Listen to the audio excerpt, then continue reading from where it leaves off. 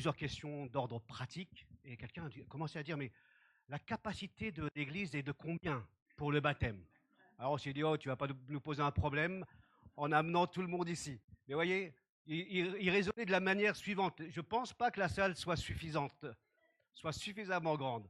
Alors, on va accueillir comme on peut ceux qui vont venir, les invités, la famille, les amis. Invitez vos amis le samedi comme le dimanche.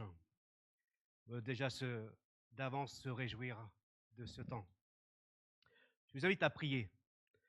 Seigneur notre Dieu, en effet, nous voulons nous placer devant toi encore ce matin. Te dire merci, en effet, parce que tu es béni. Tu es celui, Seigneur, qui est venu jusqu'à nous.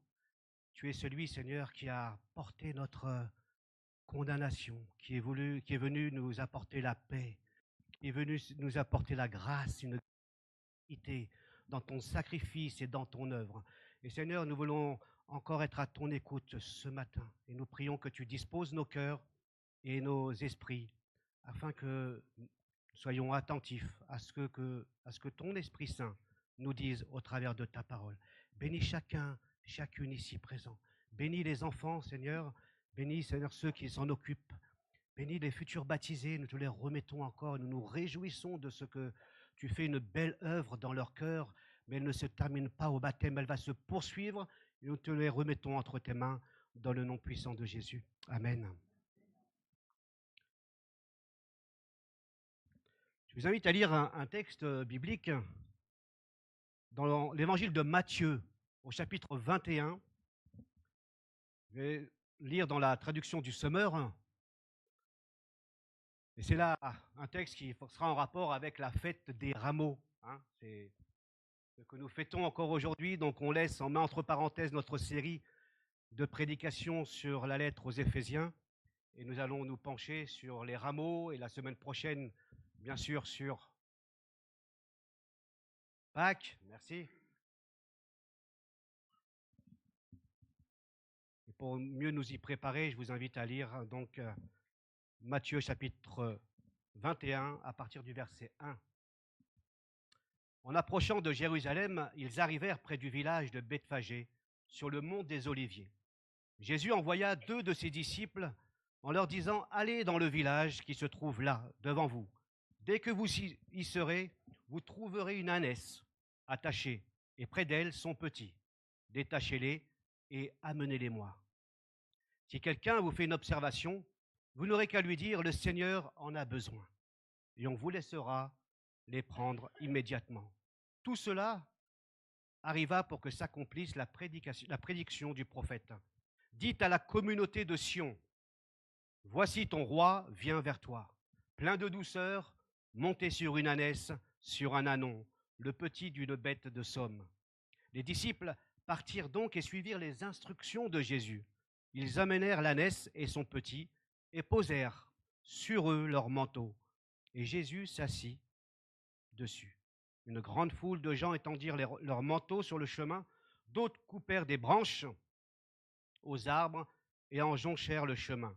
Et toute la foule, de la tête à la fin du cortège, criait « Hosanna au fils de David ! Béni soit celui qui vient au nom du Seigneur ! Hosanna au plus haut des cieux !» Waouh. On l'a chanté plusieurs fois encore ce matin. Quand Jésus entra dans Jérusalem, toute la ville fut en émoi. Partout, on demandait « Mais qui est-ce » Et la foule qui l'accompagnait répondait « C'est Jésus, le prophète de Nazareth, de Galilée. » Un texte qui nous parle un peu de cette fête des rameaux qui n'existait pas, bien sûr, à l'époque de Jésus, qui a pris ce nom par la suite. On peut appeler cette fête ou cette dernière semaine la semaine sainte, la semaine de la Passion. Commence maintenant la semaine de la Passion jusqu'à la Pâque. Et donc le dimanche des rameaux est comme un souvenir, une commémoration de cet événement, de l'entrée de Jésus à Jérusalem.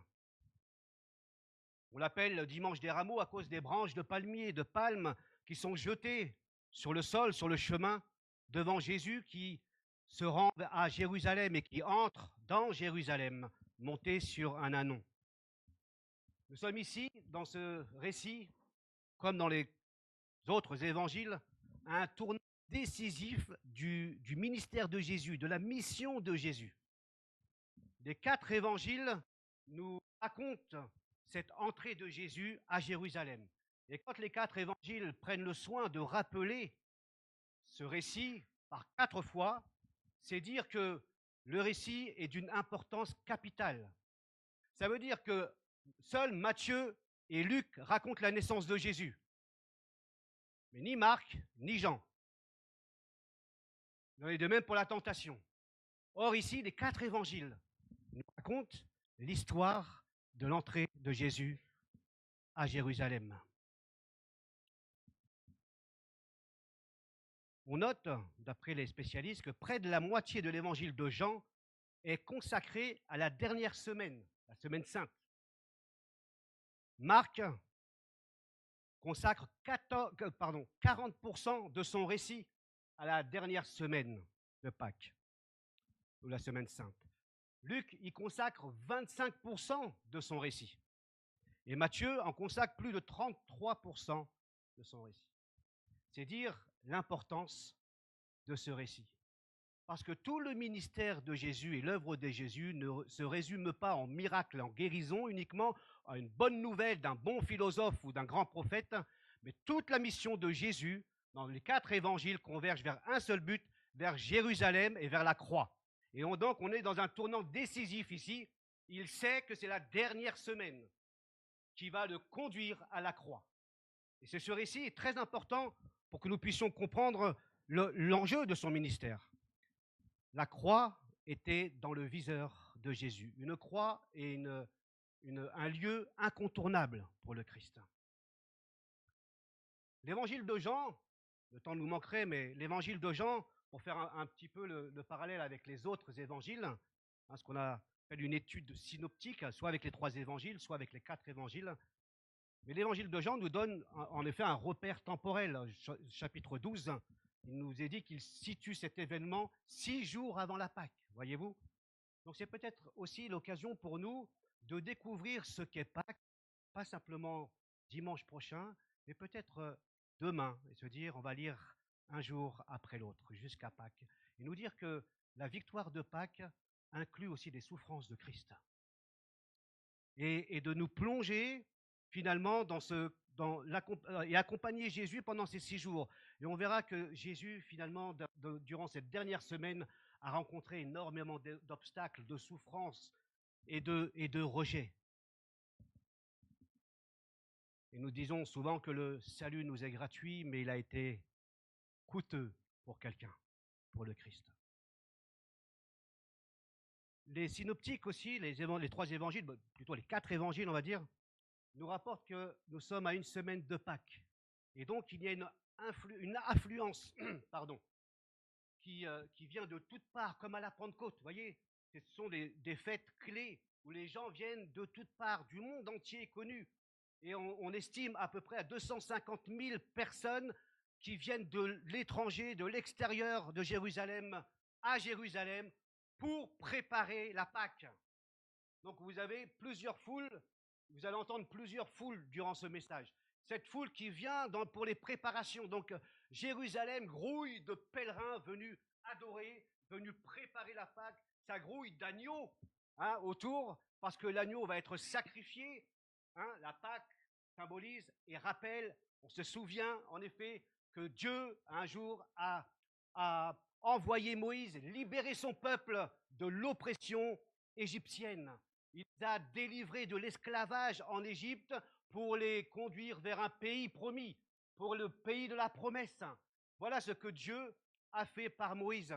Et donc le peuple devait se souvenir en sacrifiant un agneau et en mettant le sang de l'agneau sur des linteaux de porte. Si bien que le peuple était épargné. Déjà à l'époque de Moïse, le sang symbolisait la protection de Dieu sur ce peuple-là. Le sang, le texte d'Exode nous dit que l'exterminateur passera au-dessus, l'ange exterminateur, mais quand il verra le sang, il passera. Il passera. Nous avons ici un parallèle évident de la Pâque de l'Ancien Testament, la Pâque du Nouveau Testament, où le sang de Jésus pour Pâques sera versé pour le pardon de nos péchés. Et on verra ça la semaine prochaine plus en détail. Et donc Pâques, la Pessa, la fête juive, est une fête incontournable. Ça grouille de partout. On peut aussi rappeler le contexte dans lequel on se trouve. Nous sommes sous la domination non plus égyptienne, sous l'oppression égyptienne, mais sous l'oppression et la domination romaine. Et donc le contexte est difficile, puisqu'on rappelle, en la naissance de Jésus et de Jean-Baptiste, il y avait 400 ans de silence, 400 ans de souffrance, 400 ans où le peuple juif attendait le Messie, attendait une délivrance, attendait un libérateur, attendait une meilleure vie.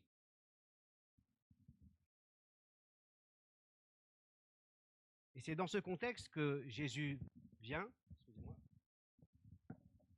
Je vais finir à genoux après.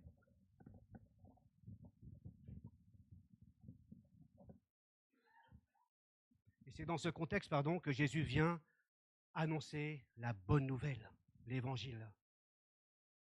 Comme aujourd'hui, nous vivons des contextes différents. Notre contexte est peut-être différent en termes de modernité, mais il n'a pas changé au niveau de nos cœurs.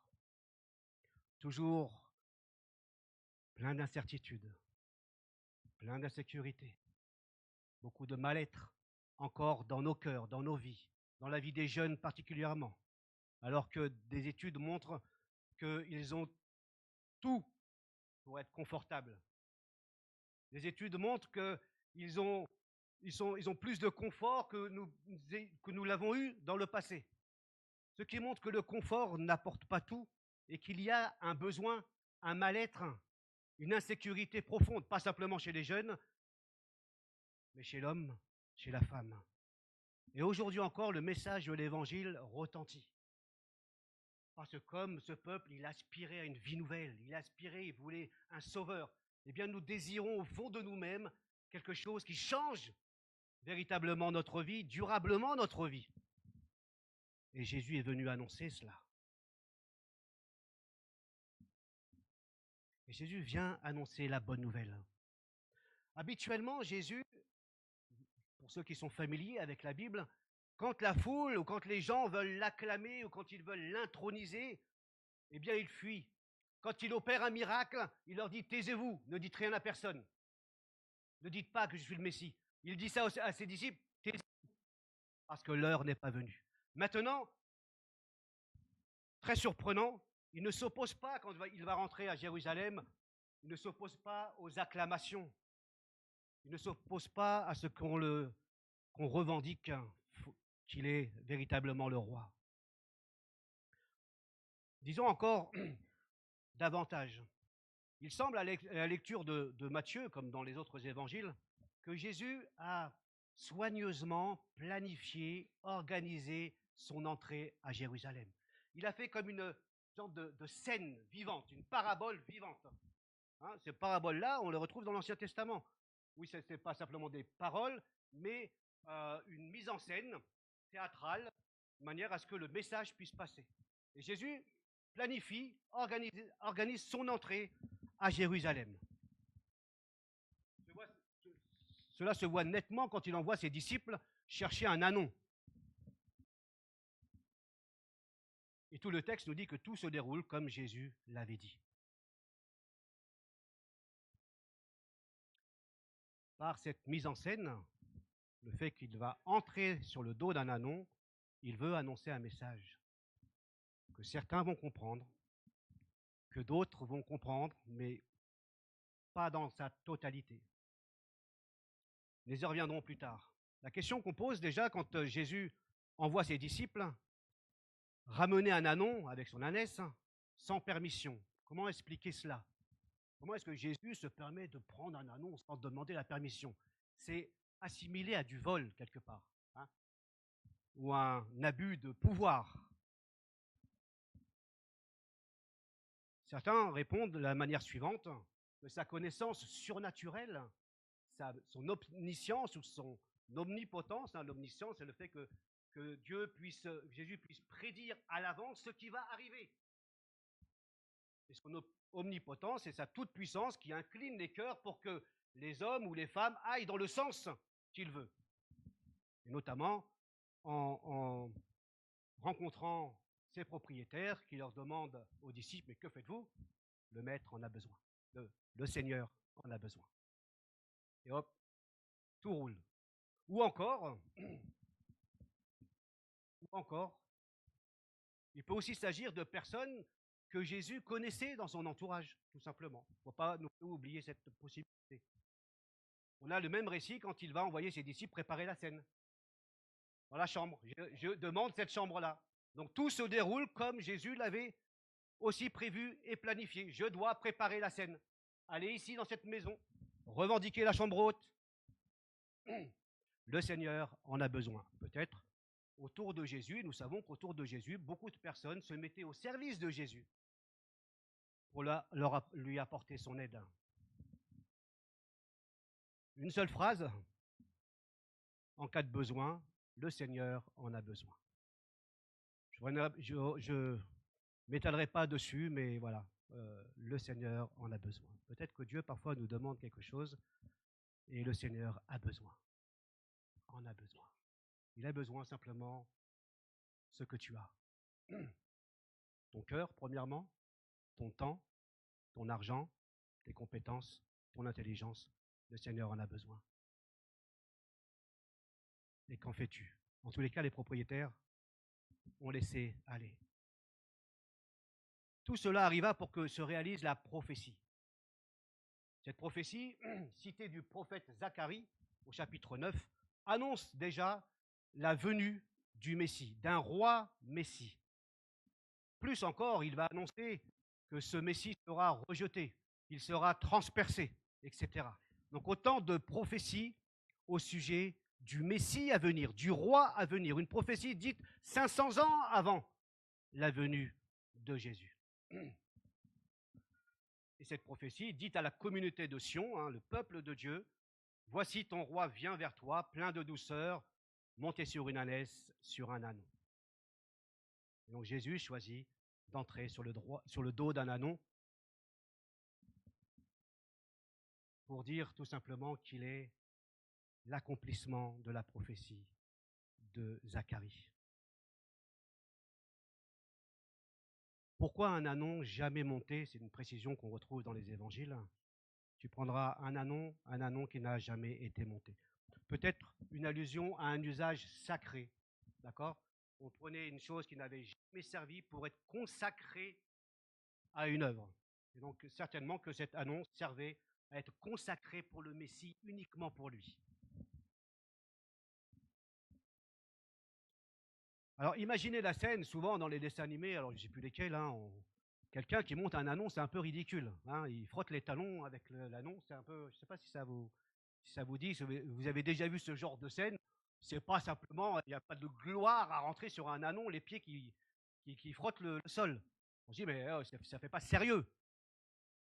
Ça ne fait pas sérieux. Pourquoi, Jésus, tu ne rentres pas à cheval? À beaucoup plus de prestance. Le cheval, un bel étalon, symbole de conquête, de victoire, de robustité. Ça se dit ça? Je ne sais pas. Allez, vous m'avez compris? Okay. Et donc ça, c'est important de bien comprendre que jusqu'à l'époque de David, Saül, David et d'autres encore, Abraham, l'âne était symbole de royauté. L'âne était symbole de royauté. Waouh, ça bouge un coin quand même. T'achètes un cheval ou un âne? L'âne était symbole de royauté, et puis peu à peu, les chevaux ont été remplacés, ont pris leur place. On note dans un texte dit de Marie, au XVIIe siècle avant Jésus-Christ, merci, je cite, « Il est inconvenant pour un roi de se déplacer à cheval plutôt qu'à dos d'âne. » De même, dans les Écritures, les rois se déplacent à dos d'âne lors des manifestations publiques en temps de paix. En temps de paix. Il était inconvenant, inconcevable qu'un roi se déplace à cheval. Et en effet, dans l'Ancien Testament, vous avez certainement lu ces refrains au sujet des chevaux et des chars, qui symbolisent la puissance militaire de l'époque, la force militaire. C'est pour ça que Dieu dit à plusieurs reprises qu'on ne doit pas s'appuyer sur les chevaux ou sur les chars, mais sur ma force. Ah. C'était un peu l'équivalent des armes nucléaires aujourd'hui. Hein, l'intimidation par nos armes nucléaires aujourd'hui. On en parle, hein. On n'entend que ça. Hein, et on étale publiquement par les médias en disant voilà comment nous en Corée nous sommes puissants. Voilà comment en Russie nous sommes puissants. Et on défile toutes sortes de chars et de porte-avions, etc. Eh bien à l'époque c'était pareil. Salomon dénombre le nombre de chars et de chevaux qu'il a. Tellement sa puissance avait dépassé les frontières. Et la reine de Séba, comme d'autres, viennent le voir. Tellement il est puissant cet homme-là. Donc on était fort avec les chars et les chevaux, comme aujourd'hui, on fait allusion à nos armes nucléaires. Le psaume 20, par exemple, nous dit « Les uns se confient dans les chars, les autres dans les chevaux, mais nous nous confions dans le nom de l'Éternel. » Et monter sur un cheval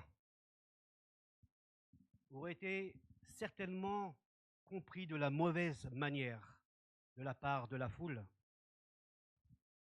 compris d'une manière nationaliste, patriotique.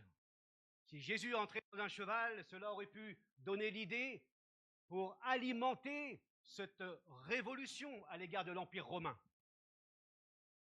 Et donc cela serait venu aussi comme alimenter la ferveur politique de l'époque. Vous vous souvenez, il y avait aussi un parti dit les Zélotes. Les Zélotes qui voulaient imposer le royaume de Dieu par la force. Et donc certains auraient pu comprendre cette entrée à cheval par Jésus comme une manière de dire on va se révolter aussi. Thomas l'avait compris encore, parce que Jésus avait dit montons à Jérusalem, et Thomas dit allons avec lui mourir. Il avait compris aussi cette ferveur politique, nationaliste qu'il y avait. Mais Jésus choisit d'entrer sur le dos d'un ânon pour dire tout simplement qu'il est venu accomplir ou qu'il est l'accomplissement des prophéties. Jésus ne vient pas comme un conquérant, comme un guerrier pour dominer, comme le font les autres rois terrestres. Il est en effet roi, on l'acclame comme roi, mais il est un roi humble, plein de douceur aussi. Un roi qui vient, si on poursuit la prophétie de Zacharie, un roi qui vient défaire les arcs, les flèches et les chars. Si vous lisez Zacharie chapitre 9, le verset 10, il n'est pas un roi qui vient imposer ou déclarer la guerre, il est un roi qui vient apporter la paix. Pas une paix dissuasive, comme on peut le voir aujourd'hui. Avec nos armes nucléaires, on dissuade les uns les autres. D'accord ? Mais il est venu apporter non pas une paix terrestre, mais une autre paix. Il est venu apporter la paix de Dieu. Une paix que le monde ne peut pas connaître.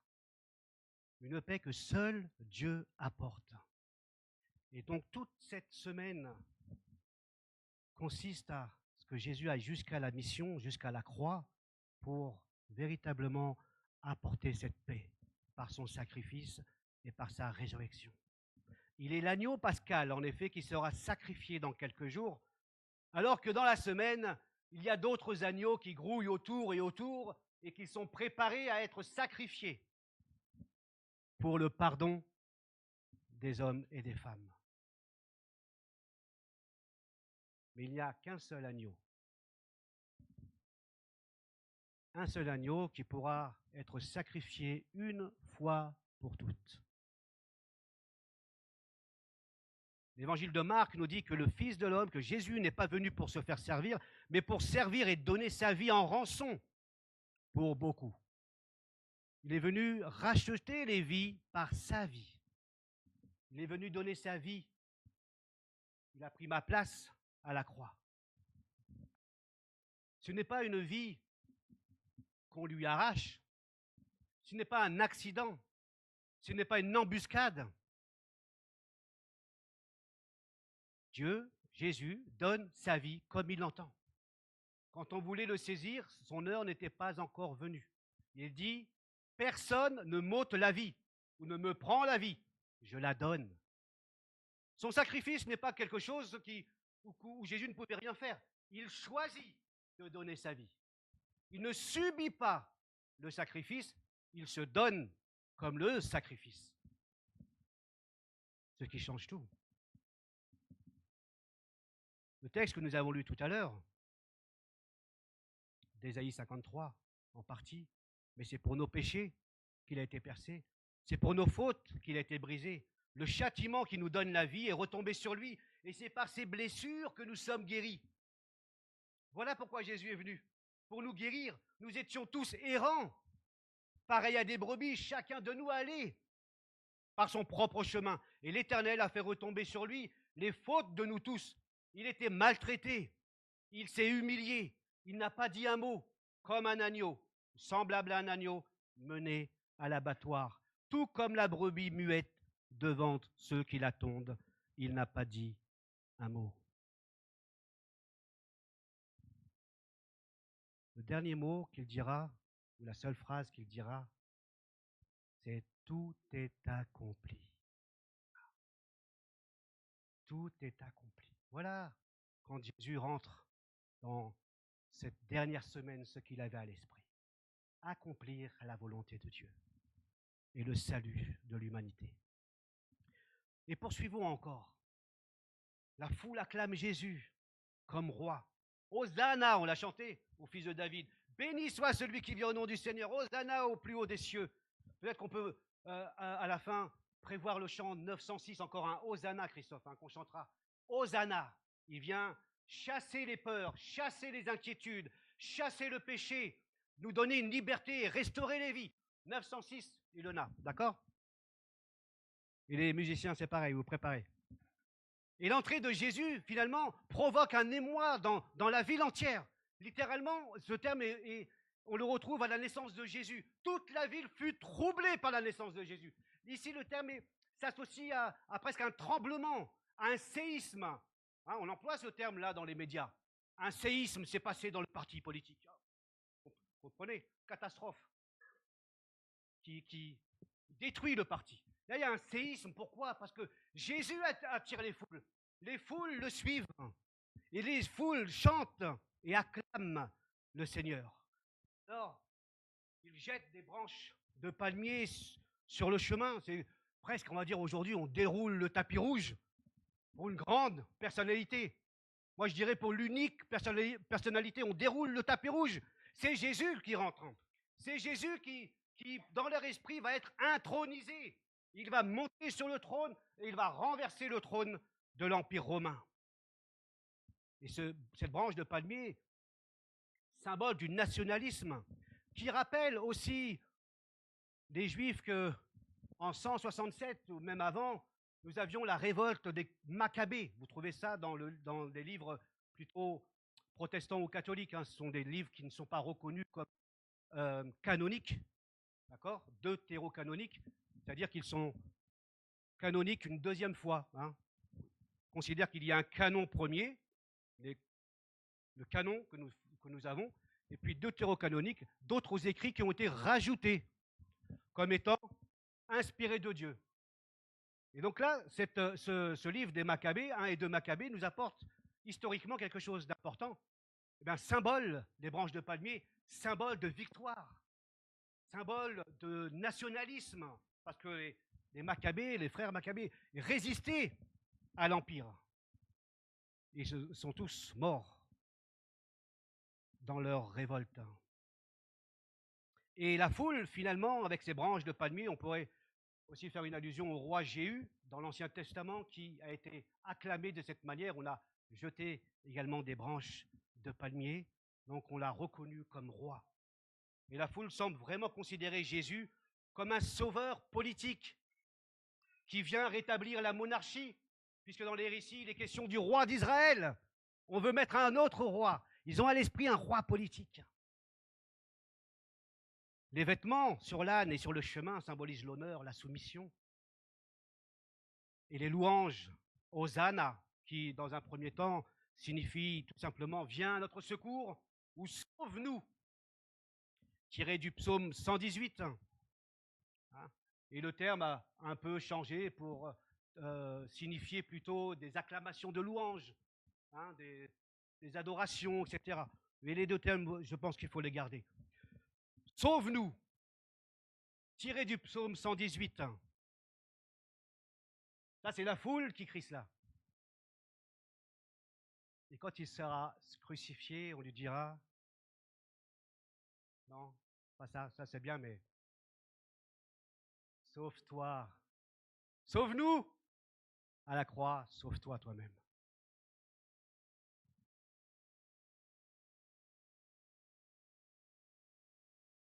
Les rabbins estiment que ce psaume 118 est un psaume messianique. Un psaume messianique, c'est un psaume qui parle du Messie, qui annonce, qui prophétise la venue du Messie. Vous avez plusieurs prophéties comme ça à ce sujet, Zacharie, Ésaïe, etc., où on parle de psaumes ou de décrits messianiques, toutes les fois où on annonce la venue du Messie, la venue du Christ, qui va venir accomplir les Écritures. Et donc ces Juifs-là considéraient ce psaume 118 comme messianique. Mais ils refusent finalement de reconnaître Jésus comme le Messie. Continuons encore parce que le temps nous presse, c'est la foule qui l'acclame, la foule qui chante, la foule qui reconnaît Jésus comme le roi. J'aimerais dire ici, c'est un peu difficile, mais qu'il y a une foule dans la foule. Il y a une foule dans la foule et des foules dans les autres foules. Un peu comme les poupées russes, vous voyez? Il y a des poupées russes dans les poupées russes. Qui connaît les poupées russes? À un certain âge. Là, je vois ici, c'est bizarre, les jeux de feu. C'est quoi ça? On vous racontera tout à l'heure, c'est quoi les poupées russes. On en avait à la maison. Une foule dans la foule, on va rester là. On a, si on arrive un peu à voir le contexte, et j'aimerais juste souligner ça parce que c'est important, on ne peut pas mettre toute la foule dans le même sac, mais quand même, il y a certaines personnes qu'on peut, observer plusieurs foules. On a la foule témoin de la résurrection de Lazare à Béthanie, Jean chapitre 12. C'est à ce moment-là que la foule va suivre Jésus jusqu'à Jérusalem. Et donc il nous est dit que dans Jean chapitre 12, versets 15 et 16, que la foule suivait Jésus jusqu'à Jérusalem. Et il voulait aussi voir Lazare. On a aussi une foule qui voulait aussi suivre Jésus parce qu'il voulait voir les miracles de Jésus. Donc on a cette foule-là. On a une autre foule qui avait... Oui, pardon. Il y a la foule témoin de la résurrection de Lazare qui va suivre Jésus. Ça, c'est dans Jean chapitre 12, verset 17. Et puis on a une autre foule qui a entendu du miracle de la résurrection de Lazare et qui, elle aussi, veut suivre pour voir Jésus et pour voir Lazare. Et puis on a aussi, on l'a vu tout à l'heure, une foule nombreuse qui vient de toutes parts pour célébrer Pessa, la Pâque. Donc ils ne sont pas de Jérusalem, ils sont d'ailleurs. Et puis on lit aussi dans les différents évangiles, on a la foule des disciples de Jésus, les apôtres et puis au sens large, les femmes qui l'accompagnent durant son ministère. J'en oublie certainement, d'accord? Et au sein de cette foule, plein de questions qui surgissent. Parce que cette foule, elle chante et elle dit « Béni soit celui qui vient au nom du Seigneur ». Elle l'acclame comme roi et en même temps, elle n'a pas forcément une perception juste de Jésus. Par exemple, cette foule qui est témoin du miracle de Lazare, eh bien, suit Jésus. Et sur le chemin, il y a deux aveugles qui crient « Aie pitié de nous, aie pitié de nous ». Que fait la foule? Elle rabrousse ces aveugles en disant « Oh, cassez-vous, hein. Laissez-nous passer, cassez-vous. On suit Jésus ». Waouh, drôle de disciple quand même. Est-ce à cela que Jésus les appelle? Et ça, j'aimerais simplement attirer votre attention que parfois nous suivons Jésus, n'avons pas une perception juste, une compréhension juste de qui il est, de sa nature. Cela ne l'empêche pas de faire avec nous même. cela ne l'empêche pas de faire avec nous. Malgré nos maladresses, malgré notre perception faussée, malgré nos échecs, malgré que voilà, je suis pas quelqu'un de confiance, il nous embarque avec lui. Et cette foule, ça se fait pas ça. Hein. Jésus, que fait-il? Il s'arrête et guérit cet aveugle. Et donc on a plusieurs foules. Et au sein de cette foule, des questions. On a lu, on se demandait, mais qui est-ce? Et c'est Jésus le prophète de Nazareth de Galilée, verset 11. D'autres, nous l'avons vu ensemble, croyaient en un nouveau libérateur qui allait chasser l'oppresseur romain. La foule voulait un messie, la foule voulait un roi, la foule voulait un libérateur, elle en a un, mais pas celui qu'elle pense. Ce roi est différent des autres rois. C'est un roi d'un nouveau genre. C'est un roi d'un nouveau genre. Eux veulent l'enfermer et définir qui est ce Jésus. Un peu comme cette vieille illustration, excusez-moi, j'ai des souvenirs, des vieux souvenirs, hein, d'où mon âge avancé, d'accord? Bon, encore une fois, pour les plus vieux, désolé pour la jeunesse, mais vous le connaissez certainement, une campagne de la SNCF qui disait « un train peut en… » Vous connaissez ça quand même? Un train peut en cacher un autre, d'accord? Un Jésus, comme je le définis, peut en cacher un autre. Et les gens qui essaient de se définir qui est Jésus, ce roi, ce Jésus qu'ils veulent avoir, un roi libérateur, n'est pas le Jésus que nous voyons dans ses écrits. Parce que Jésus ne se définit pas comme le libérateur ou ce nouveau roi terrestre qui vient renverser l'Empire romain. Et la foule, de même que les disciples, avait une compréhension, une perception de Jésus et de sa mission qui ne correspondait pas toujours à la réalité ou à ce que Jésus pouvait en dire. Quelques exemples. Déjà en Matthieu 16, qui dites-vous que je suis? Aux disciples.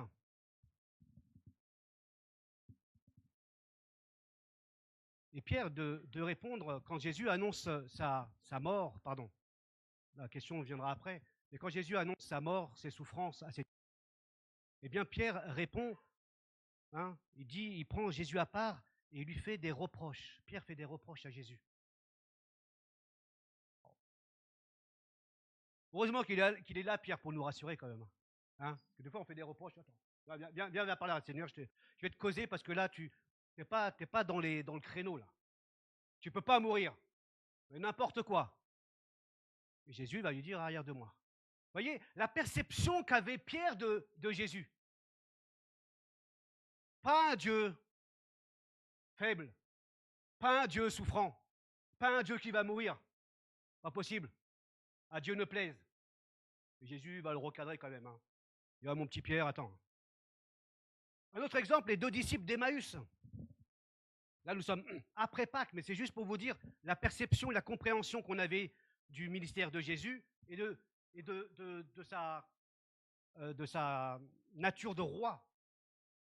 Les 2 disciples, après la mort, pendant la mort de Jésus, ils disent, en marchant avec Jésus sur le chemin, sans savoir qui il était, ils disent, c'était un prophète qui agissait et parlait avec puissance devant Dieu et devant tous les peuples. Nous avions espéré qu'il était celui qui devait délivrer Israël.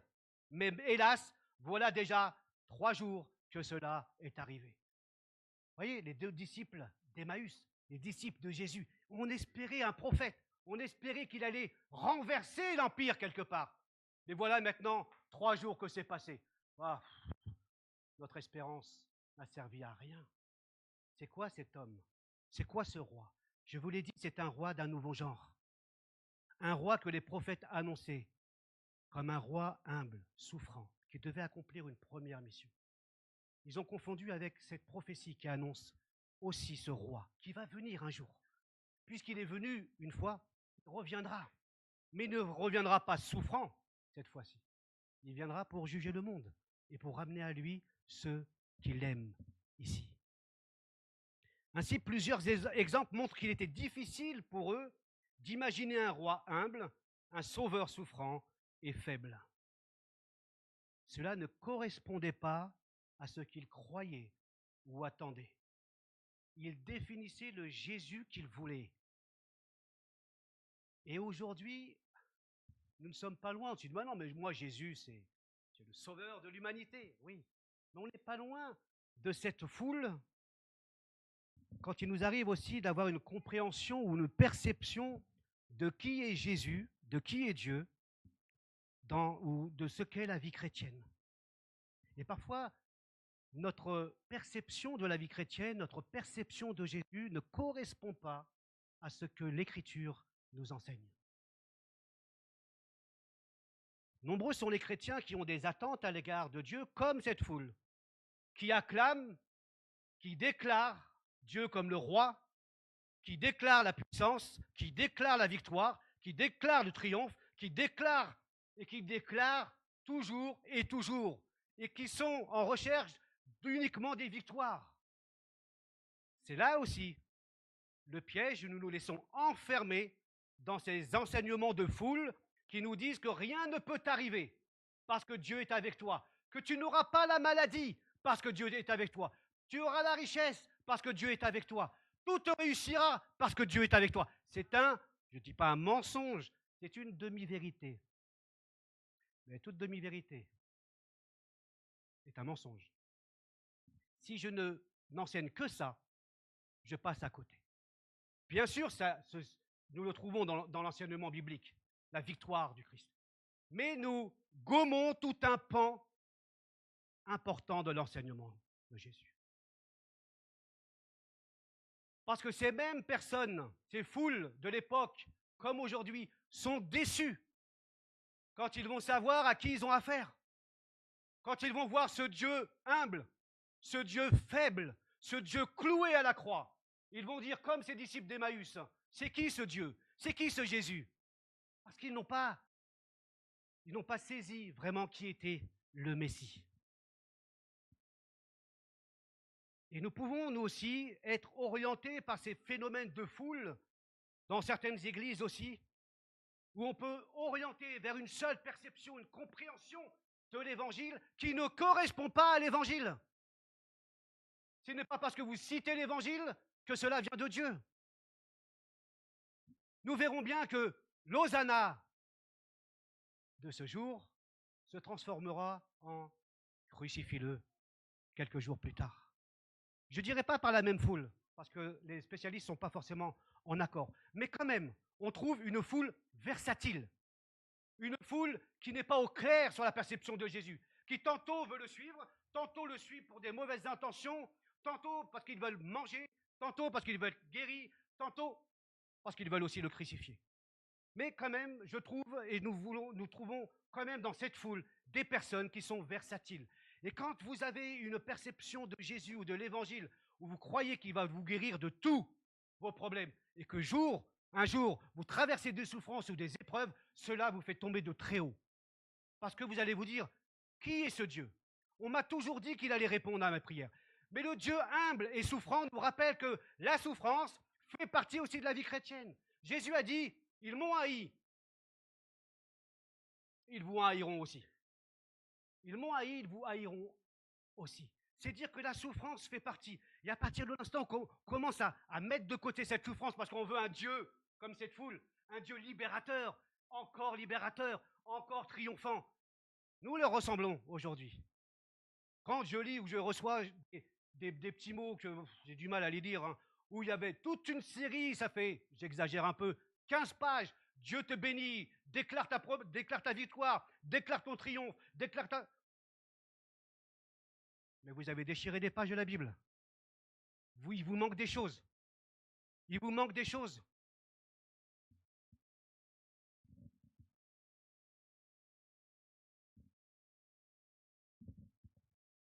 Dans la vie chrétienne, la Bible dit que le serviteur n'est pas plus grand que son maître.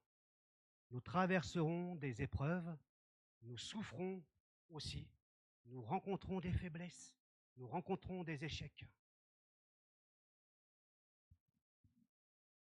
Jésus a dit, la Bible dit, nous n'avons pas un Jésus incapable de compatir à nos faiblesses. Au contraire, il a été tenté comme nous, sans avoir péché. Il a été tenté comme nous. Il a vécu la faiblesse, la souffrance. C'est pourquoi il peut vous secourir et il peut vous comprendre. Quand nous traversons la souffrance, nous savons que notre roi humble et souffrant peut nous comprendre. Parce qu'il est passé par cela. Il est passé par le rejet. Il est passé par l'abandon. Il est passé par les difficultés de la vie. Et là, il peut nous comprendre. Mais en même temps, il est ressuscité. Nous le verrons dimanche prochain. Donc, il peut aussi nous secourir parce qu'il est le Tout-Puissant. Il faut attendre Pâques pour voir que derrière l'apparence de la faiblesse de la croix, l'échec de la croix, il faut attendre Pâques à la lumière de la résurrection, que les disciples vont comprendre réellement, à sa juste valeur, qui est véritablement Jésus. Il n'est pas simplement un roi terrestre, mais il est Dieu venu pardonner nos péchés. Et la croix deviendra symbole de victoire. Je vous invite à la prière.